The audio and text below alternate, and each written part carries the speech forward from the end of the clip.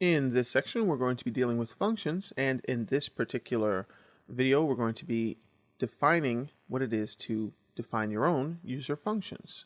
This is the user functions PHP script, and we're also going to be talking about other types of functions and how we can put our functions into other files so we can reuse them with ease, not just in one page, but throughout our websites. Now, function is the keyword, and this is just somewhere down from the top of the page. We're going to define a function, and we define a function by giving it a name, and we have to use names just as if we're using the regular variable names. We want to make sure we obey the case sensitivity of things, which is standard in PHP. In this example, we're just going to pass in two variables. Now, we've already worked with functions that are part of the language in PHP itself. Here we're defining our own functions. So you have to be very, very aware of the fact that you're actually going to be coding the behind the scenes of what's going to process the variables that you pass to it. So what we're doing now is defining a function definition. That's what we're doing. And just keep in mind that the actual functions themselves should be formatted correctly, meaning that this particular function has values in there, but they're not really formatted with the tabs. You should do that. Makes things look a lot better. Even give an extra line here, as you see here, just to make things better. Well, functions, they take parameters and they return values sometimes. They don't have to, but they can.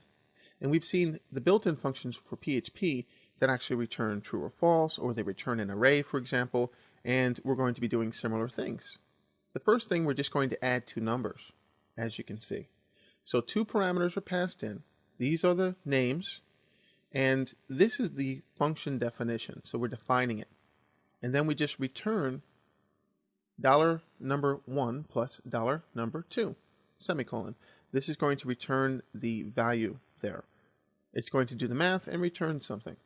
So later on, we can actually use the function, like you see down here.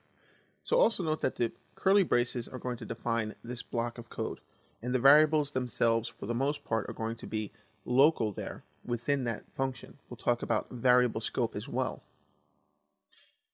So $sum is a variable, and it's going to receive what is returned, which is the addition of 1,000 plus 2,000.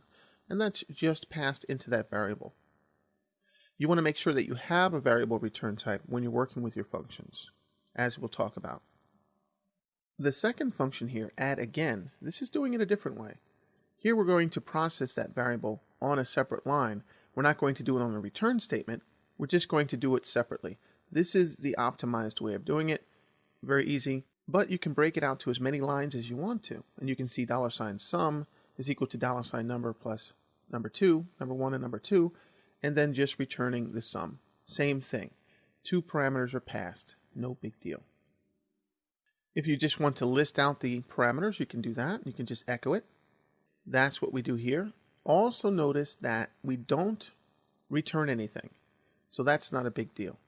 We can use this in different ways. But when we don't return something, we're actually going to echo this out ourselves. We're not going to rely on the program itself, the rest of the code and the rest of the body, to use this function.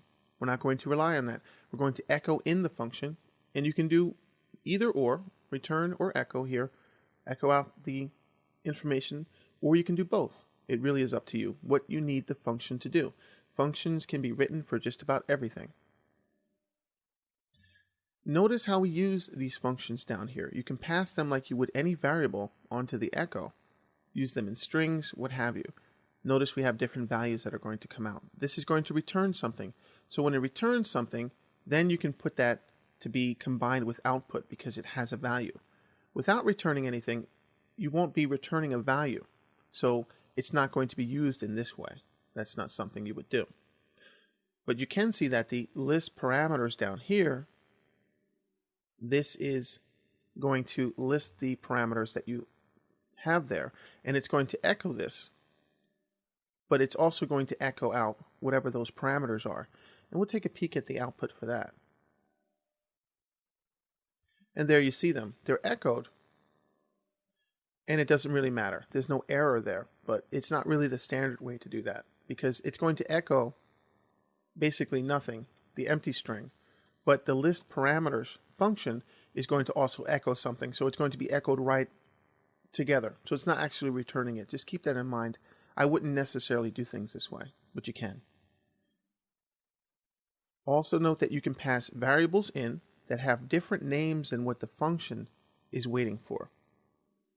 These variable names are setting the stage for the variable names inside the function that you can use. It's really like you can assign them and initialize them to values there. But when you are outside the function, you're dealing with any variable name that you have there, so you can put whatever you want there. Not a problem.